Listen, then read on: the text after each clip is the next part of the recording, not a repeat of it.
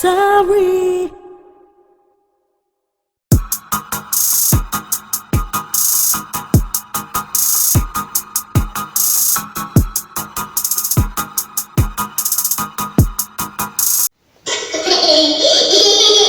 CaliKidOfficial.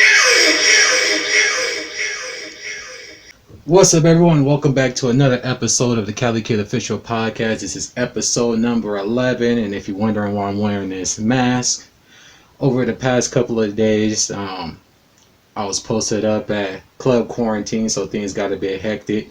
As the podcast progresses along, you're going to see some of the moments captured while I was there, but let's get right into it. So, as I said on the last podcast, I was going to be reviewing a couple of albums. First up, we get the long-awaited project from Joyner Lucas, ADHD. He dropped the project, and it was dope. On a lot of tracks, he was spitting, particularly on I Lied, the intro. Like, the bars he was spitting on that was dope. So, overall, my favorites were I Lied, ISIS, which was the video he shot with Logic where they were dressed up as like military people. And then we have Devil's Work. That's the video where he was up in that chapel and he was speaking on different people passing while other people were still living. And then we had Lotto, and then we had Will. Now Will was probably the best visual piece he put out, and it's the best visual put out this year besides Roddy Ricch's The Box in terms of music video, and one of the better music videos I've seen in a while. So that was pretty dope. Basically the entire concept was around him looking up to Will Smith as someone he admired and he looked at as like a role model. So it opens up with him dressed up in the Fresh Prince of Bel-Air attire, and he's basically rapping while including the title of the particular movie or TV show that Will was in within the raps. And then he moves on to Bad Boys. Then he goes from Bad Boys, I believe, to I, Robot, then I Am Legend. He does Pursuit of Happiness, Concussion, Shark Tale, The Wild Wild West. So it was dope. And then at the end of the video, he's sitting in his chair in his dressing room, and as he looks into the mirror, he sees Will. So it basically goes back to him seeing his mentor in himself, because that's someone he grew up idolizing and wanted to be like. So out of the projects I listened to, his was probably the best. And then next up we got Party Mobile. Now this project was anticipated as well. We first got word of it that it was supposed to be dropping towards the end of February, but unfortunately it got pushed back. So overall, to me, after listening to the project, it was pretty mediocre. A lot of people were gassing it up, talking about comparing it to The Weeknd, and if I had to do that, it's not even close. So my favorite record on there is Turn Up, and pretty much after that it kind of gets convoluted for me, because it's like he's on one particular sound, and then like after Split Decision, like the album goes into like this island vibe for the next 3 tracks, and then it switches back up. And then the record that pretty much everybody is talking about is Savage Anthem, where basically he goes into detail about what led to the breakup with him and Kalani. He basically admitted to cheating, and how when she had came home, he was like, how do you not smell that smell is still in the living room, is still lingering or whatever. So that was pretty much the highlights from that. The album speaks on relationships, particularly on the tracks Trauma and Savage Anthem. I think those are probably the 2 that people like the most. But comparing this to After Hours, it's not even close. The production After Hours is better. If you go from the opening track on down, I think his kind of parties kind of fizzles out, while The Weeknd's it stays strong for, I would say, like the first 5 tracks, and then it dips a little, but then it comes back up. So overall, I would have to say that After Hours was better than Party Mobile, but that's not to say it was a bad album. Just for me particularly, I felt that the album was pretty mediocre and underwhelming. And you know, for certain artists, the tracks that they write for other people, or the production that they do for other people, sometimes is better than what they put out for themselves. Like, take Young Berg or Hitmaker for example. He came out as a rapper. Unfortunately, it didn't really work out for him. And then he went over to the producer's side, and that's where he's seen the most of his success. So maybe Party should be more the producer as opposed to, you know, just being the artist. But moving on from that, so Antonio Brown and Mayweather got on Instagram Live and was basically discussing Antonio Brown's situation, as well as Antonio Brown asking Floyd about how he's feeling mentally, because if you don't know, he's dealt with 2 deaths pretty much in back-to-back weeks. The first week, the mother of 3 of his children, Josie Harris, she passed away, and then the following week his uncle Roger Mayweather passed away as well. So that was pretty crazy. So I wanted to pull that up so you guys can see. Your hands like crazy glue. Every time they throw it, you catch it. And as far as the money, you know, tell them you are different from a lot of the other players. I mean, if you gotta realize, if the helmet was designed by another specific player, and we're not gonna say no specific names, then they'd be like, you know what, it's okay. Yeah. He talking about Tom Brady right here, because Tom Brady had an issue with the helmets as well. But Tom eventually, he had to switch out his helmet too, but he was one of the other players that kind of didn't want to switch helmets because he was comfortable with the helmet that he already had. He even still plays in the same shoulder pads. He even still plays in the same shoulder pads that he had during his time in Michigan. So that's another thing entirely. But let's get back into it. Yeah, but since you came from nothing to something, believe me, you know, when you're not playing no more, when you're out the NFL totally, because the team still wants you to play. I mean, but yeah, and the Bucks is tripping by not signing him. I understand. That's when somewhat. I understand there's like he has baggage due to the off-field issues, but a person's personal problem shouldn't have any bearing on what they do on a football field. But you know, with what's going on now, ain't no telling if we gonna even get a NFL season this year, because a lot of stuff then got canceled. A lot. That's when they're gonna that same helmet. They're gonna go try to cut a deal behind your back. That's true. They do be doing stuff like that. When you're out of the picture, when you're out the picture totally. If Nike created that helmet, it'd be okay to be in the NFL. So when certain brands create certain things, because they're behind a lot of things, you're supposed to be in the NFL. Yeah, because Nike, I believe, is partnered with the NFL to do their jerseys. Tom Brady is one of the best quarterbacks of all time. He's not requesting you for no reason. He's requesting you because he know that, like I said before, you know, you're going to catch it. Every time they throw it to you, you're going to catch it. That's they my need to boy. let you play in the NFL, man. They need to stop worrying about what you do on the outside. You can get arrested 40 times, 50 times. Do that got something to do with you catching the ball or what you're doing on the field? And that's what we get it twisted and things twisted at. Every time I went out there, every time, I produced. Yep. Floyd, you knock him out. Listen, Floyd, you didn't knock him out. I won. Yep. Floyd, you hit him with a cheap shot. I won. That cheap shot he talking about, that's the Victor Ortiz fight. He punched him after Victor Ortiz had headbutted him. They went to I guess hug it out or whatever, and then Victor tried to do it again, and then Floyd was like, nah, and then he decked him and put him on his ass, and like after that, his Victor Ortiz career pretty much went downhill. The NFL, you get back. You know, they can't let up. There's too much talent for them to let go down the drain. Yep. So, And we need you. I mean, we need you with the Raiders. We need something in Las Vegas. Yeah, man, I'm gonna get it back, man. You know? So we can run it back, man. Do this right.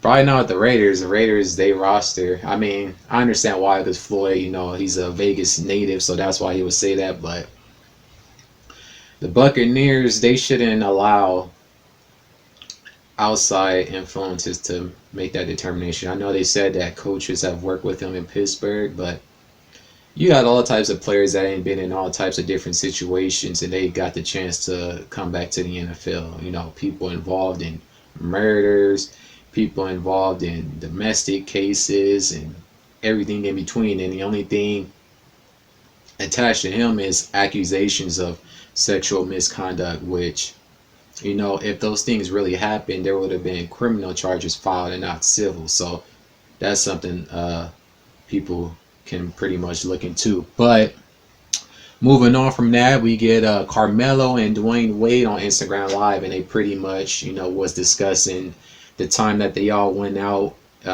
Carmelo, D-Wade, LeBron, and I think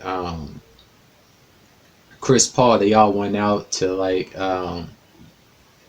I think it was in Mexico or something. They went on vacation, and at one point Carmelo had got lost or separated from the group because he still wanted to continue snorkeling. So he basically recounts the time LeBron saved him while they was at sea. So let me pull up that thing for y'all.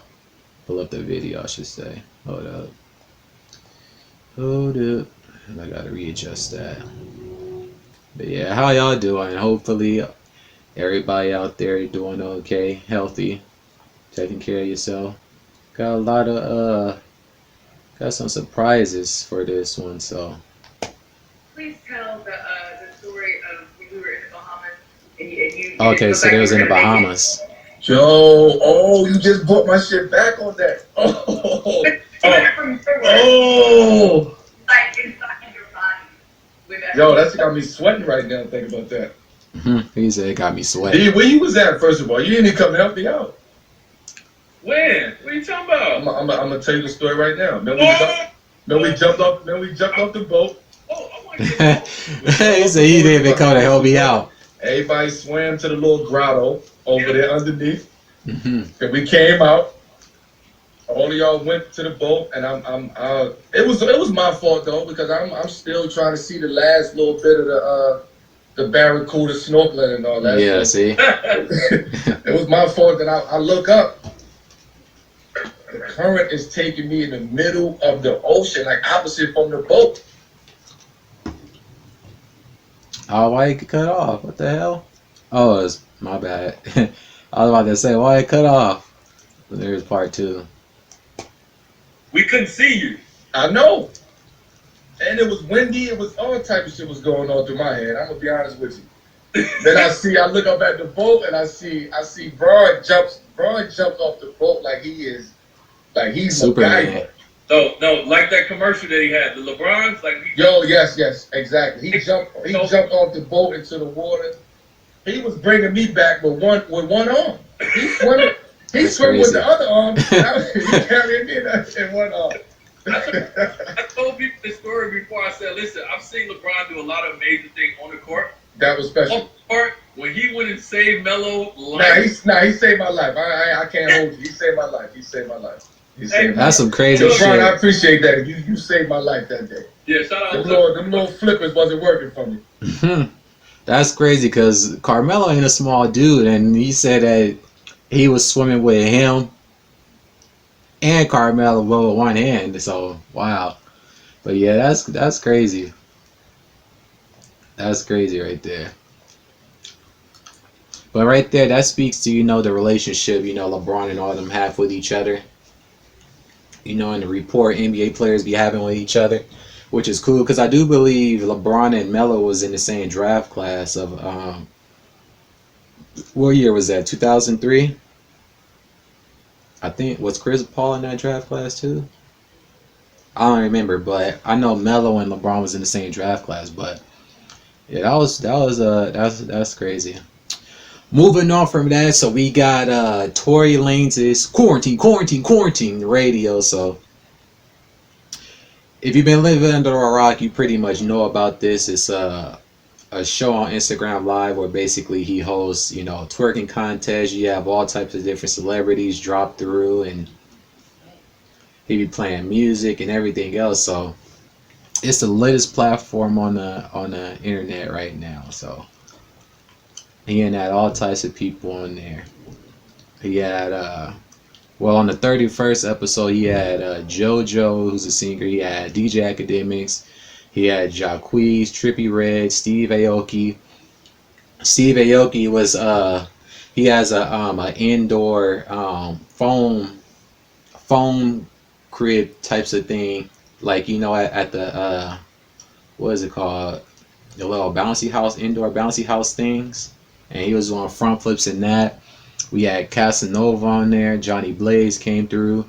Natalie Nunn, she was on an airplane somewhere. Drake stopped through, and Young Thug. And then on April 2nd, we had Johnny Blaze return. We had Alexis, Skyy. We had Zahra, Elise. We had French Montana, Wiz Khalifa. He was posted with his son Sebastian. We had DJ Duffy, Sophia D, Quavo, Popcaan, Veronica Rodriguez. And overall, the show has been pretty successful. It's broken the record for the most concurrent viewers with 315,000 people. So it's pretty dope. It's a pretty dope experience. The previous record was held by Taylor Swift at a tune of about 150,000 people. And then Tory and French had like a song battle, which is something that's been popping off. You had various different people getting into song battles and producer battles and DJ battles, but he pretty much got washed because French Montana has a larger catalog, and French was playing a lot of records that he was pretty much featured on. So Tory didn't really have too much of a chance with that. But other battles, they had the first battle that really popped off was Timbaland versus Swiss Beats. I didn't really get to see that one. And then from there we had Hit Boy and Boy Wonder. I didn't get to watch that one either. But then we get Manny Fresh versus Scott Storch. Now, this one was crazy. It speaks to how many, you know, hits they have. So the way it went was, or should I say, the way that the whole process goes is each side gets the chance to play 20 songs each. So basically, round one would be this person plays a song, this person plays a song, and then you grade it. So we're going to run down the list. And this is pretty much how I graded it and how some other people had it graded. So round one, we had Go DJ by Lil Wayne versus The Watcher with Jay-Z. I think I like The Watcher more so with Dr. Dre. So I gave round one to Manny Fresh. Round two was Ha by Juvenile versus Chris Brown. Give me that.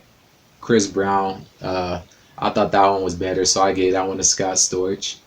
Then round three was Give Me a Project Chick versus Baby Boy with Beyonce. I gave that one to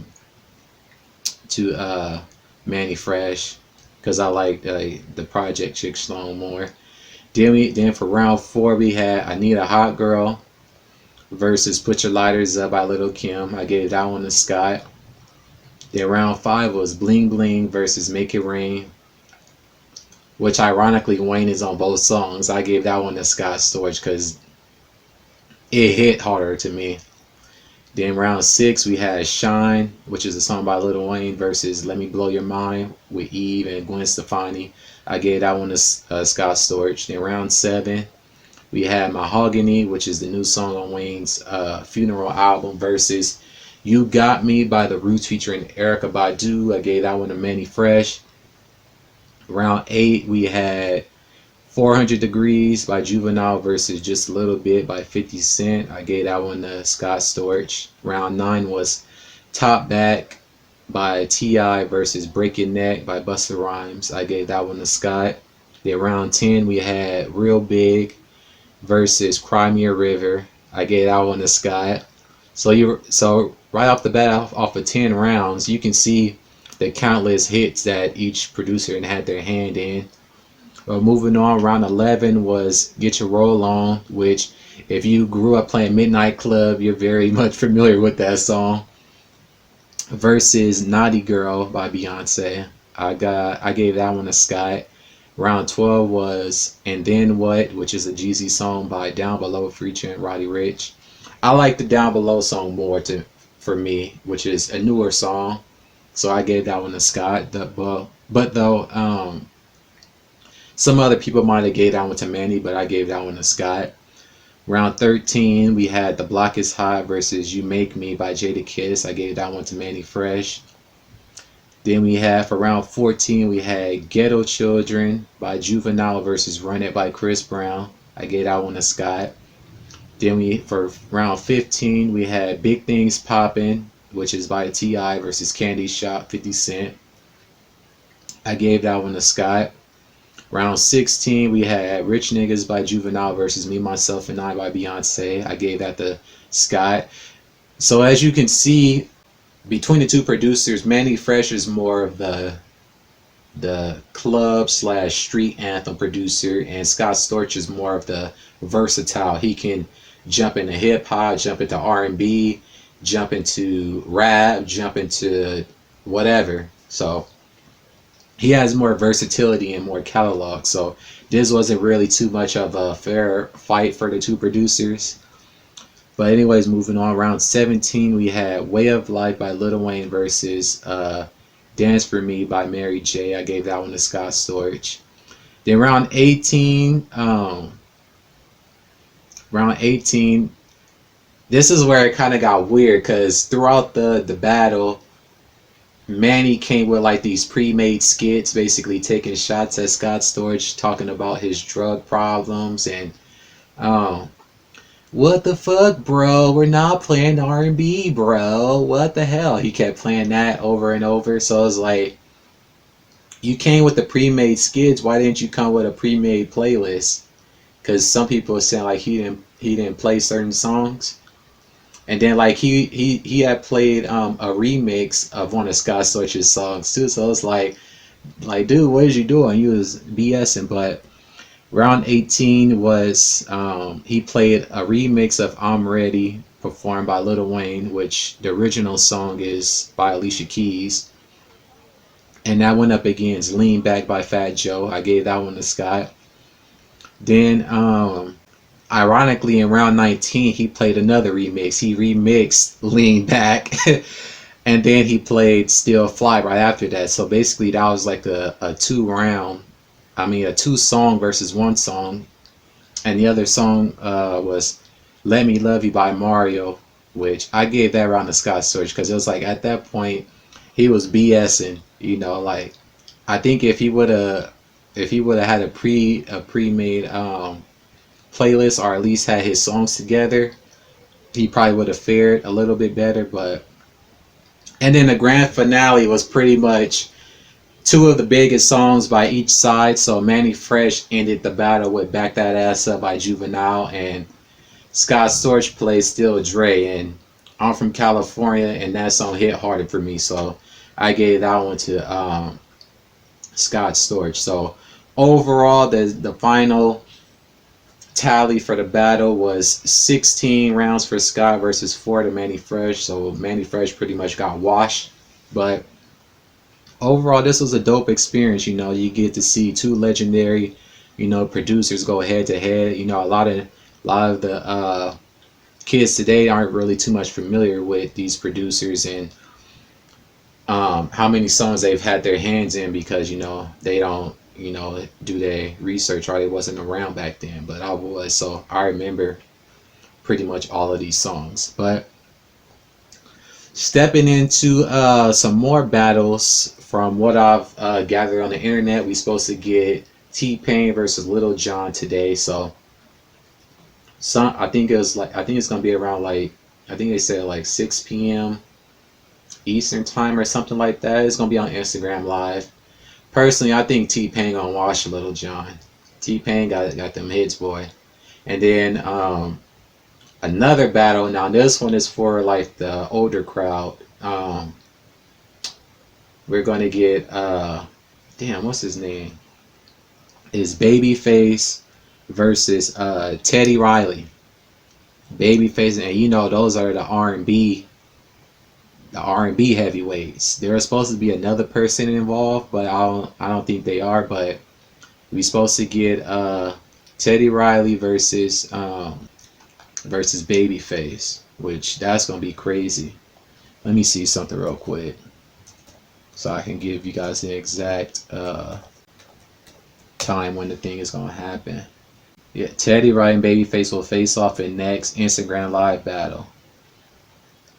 Now, what would be dope is if like the people that are actually participating in these things found the way to monetize it. That's what a lot of people have been talking about. So, yeah, for the Scott Storch and Manny Fresh battle, that's saw over 200,000 people tune in. But Swiss Beats and Timbaland pretty much launched this thing and versus IG battles. Yeah. So yeah, T-Pain will face off against Lil Jon Saturday, April 4th. And then we're gonna have Teddy Riley versus Babyface. Yeah, so that one, so the T-Pain and Lil Jon is gonna be on Saturday, and then the Teddy Riley and Babyface is gonna be on Sunday at 6 p.m. Eastern time. So that's both of those is gonna be lit. I'm gonna be tuning in for both of those. So that's gonna be crazy because they got hits on hits. But if you have to ask me who gonna win out of that, I don't know. Teddy might pull that one off because I think Teddy Riley, he been riding for some of everybody. So Babyface, he got Babyface right for people too. So I don't know. That's gonna be crazy though. These battles, this shit is dope, man. This shit is dope. Moving on from that, we got some news this week. So rapper Tekashi 6ix9ine has been formally released from federal prison due to this, outbreak of everybody know what. So he has asthma and bronchitis, I believe it is, and so people with compromised immune systems are pretty much being let out of prison and being placed on house arrest. So that's pretty much what's going on with him.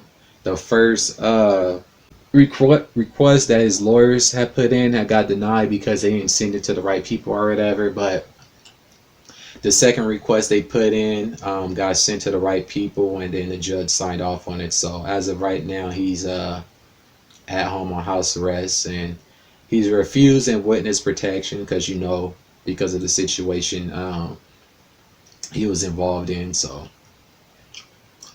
I'm pretty sure he's gonna get back to the music, but first you gotta spend some time with your family, your loved ones, then get back to it.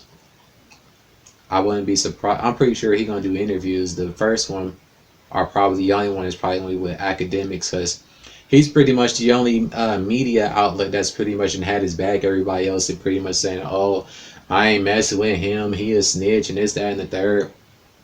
Which is like, even when he was out, y'all was forced to play his music and stuff. So we gonna see. I'm pretty sure a lot of people gonna switch up.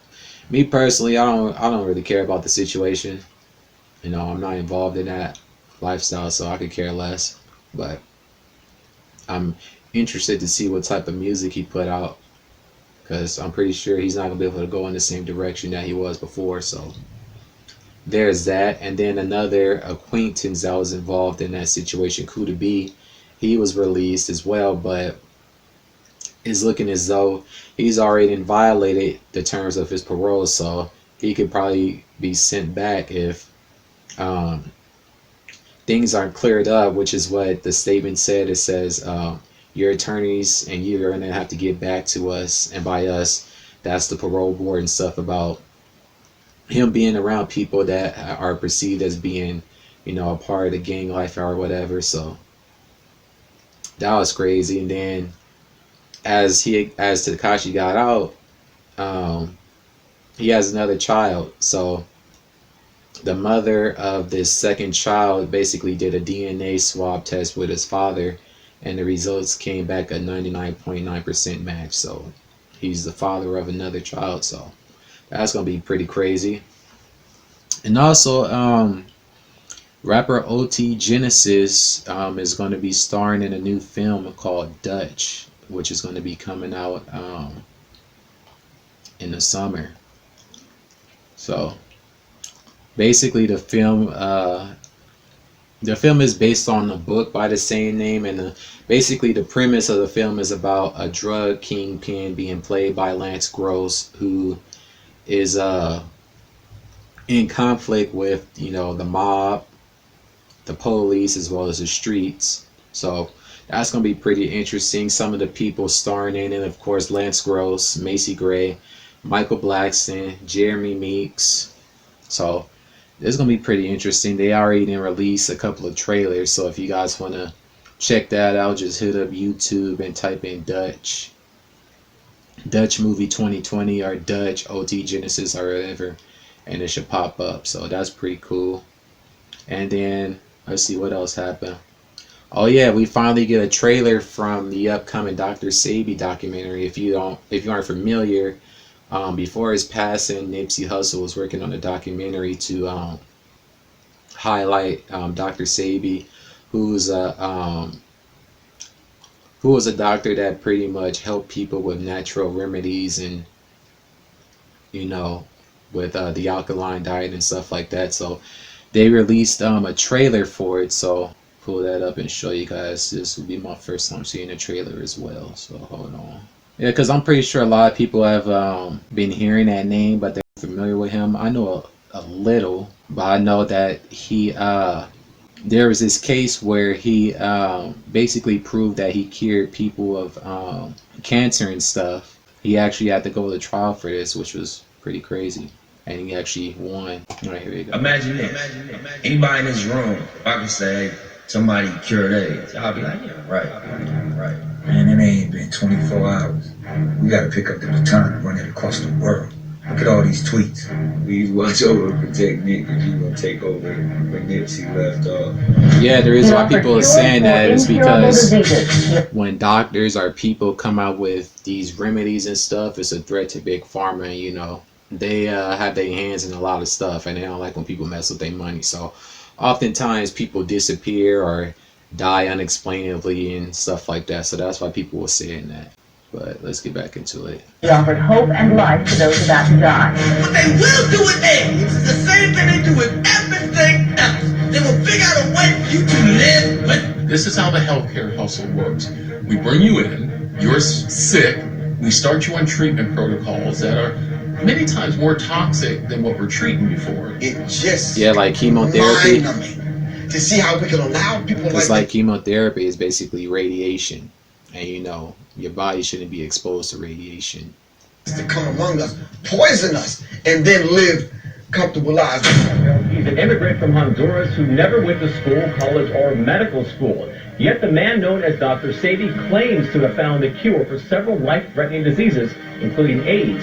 Too good to be true? Well, you be the judge. He made black people question the information that they were getting from their very own medical doctors. Trying to gear themselves not toward. only by the foreigners that are not part of our race, but we were also hoodwinked by our brothers that was trained by those people. Dr. Sebi did not have to go through the university systems once he realized that the knowledge was all around him, that he was walking over medicine. All right, so we're here at TASO, the AIDS support organization in Uganda, trying to get some answers. When I told my mama that I had cured my 13 AIDS patient, she said, they're gonna get you. Today, a Brooklyn man who masqueraded as a doctor has been arrested. But that speaks to what I was talking about when you starting to, you know, cure, because if you look at it, you go to the doctor, and pretty much hospitals in general are in the business of making money. So the more people that's sick, the more money they make. The less people that's sick, the less money they make. So when something or someone threatens that, they get them out of here. By the state attorney general. Can you cure AIDS? I have cured AIDS many times, sir, and I can cure AIDS again and again. AIDS has been cured by the Usher Herbal Research Institute. So if Sebi of the Bush Research Institute curate. Who curates? The black race or sebi? It is the black race. Dr. Sebi had brought so many levels of healing to our community. He, like many other could have for surely been a target of. Yeah, so there's a difference in between doctors. You have a homeopathic doctors, and then you have the doctors that prescribe you drugs. And the interesting thing is, you know, a lot of the wealthy people, they don't go to, you know, the doctors that prescribe you drugs. They do the homeopathic remedies and stuff, which is, you know, another thing entirely. But yeah, I'm looking forward to when the actual documentary drops. So we don't have a confirmation date, but it's gonna be dope. It's gonna be dope. Another thing to look forward to. So I wanted to pretty much update people on what's been going on in terms of, you know, this little epidemic. So there's as you know, they don't really, the media or whatnot don't really speak too much on, you know, the amount of people that have the case or that's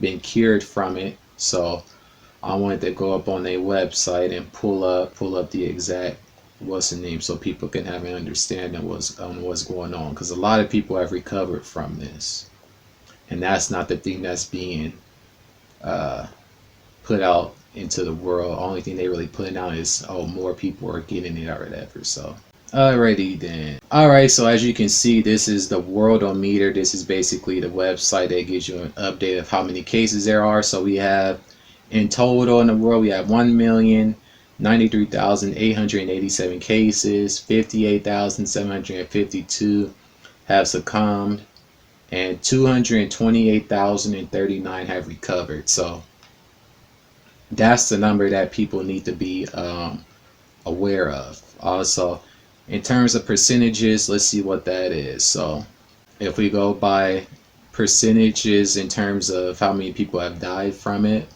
0.05%, so basically less than 0.5% of the people that has contracted it have succumbed to it. Now if we go look at the recovery rate is 21%. So basically the recovery rate is pretty much about 40 times higher than the death rate, which is the most important thing. So out of the active currently infected patients, 95% are in mild condition, meaning they have the least worst version of it, and 5% have the most serious version of it. So those are the statistics that people should know. And then this is the world chart. As you can see, the US, they have the most. They have double that of Italy and Spain, because as you probably been seeing on the news, people don't listen. So there's that. If you look at the US cases, about a little over 7,000 have died, 12,000 have recovered. So if you look at the deaths versus the recovery is pretty much higher than the deaths, except for UK. Their death total is higher than the recovery, so they've been being hit pretty hard. Turkey, their recovery and death rate is neck and neck almost. Switzerland have had more recoveries, about 8 times as many recoveries as deaths. Netherlands, Canada, they only had 200, and they had over 2,000 people recover. And also Canada was one of the places, I think, that said that they was working on the cure, or they found the cure or something crazy like that. But if you look at like a lot of the let's go down a bit, which is something that I thought was pretty interesting. If you look, most of these places right here are pretty much like island nations, so they pretty much have pretty minimum cases, if not any at all. So I think it's because they're so isolated from the world. That's why it hasn't really impacted some of these places as much. Although, you know, some places aren't really reporting everything, but these are the statistics that people should be seeing. So the recovery rate is much higher than that of the death rate. The recovery rate is pretty much about 40 times higher than the death rate. So that's pretty much the most important thing. And like the president of the Philippines was wilding. So if you don't know, the president of Philippines, he's been doing some wild stuff, you know, or should I say he's done wild things in the media or whatever. But this most recent thing, he basically said to the citizens of his country that if they don't obey the quarantine rules, that he would have them shot, which that's some wild stuff. And then a couple of people within, you know, the rap community have got the virus. YNW, Melly, he's gotten it, so I'm pretty sure they're going to transfer him out of whatever prison facility he in into a more isolated area. And then MC8, he's gotten it, so, you know, hopefully those two, you know, recover from it. I was reading, I think all of the Brooklyn players, they've recovered from it. I don't know if that includes Kevin Durant, but it said like 4 players have recovered from it. The players that was on the Lakers, they've recovered. I think I reported a week or 2 podcasts ago that Donovan Mitchell had recovered, as well as I believe Rudy Gobert.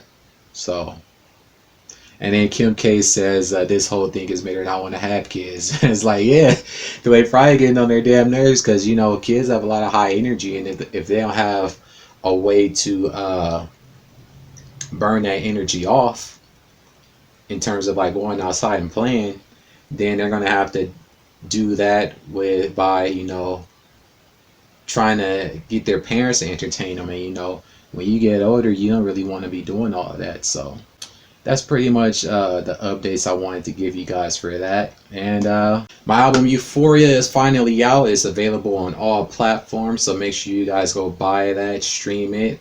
I really need you guys' support on this. I want you guys to give me feedback, so you can comment in the comments below. Go on iTunes and everywhere else, leave a review. I've already released a couple of music videos. The music video for Slammin' will be out tomorrow, so I'm gonna play that song right now, and that's gonna pretty much end the podcast. So let's get to it.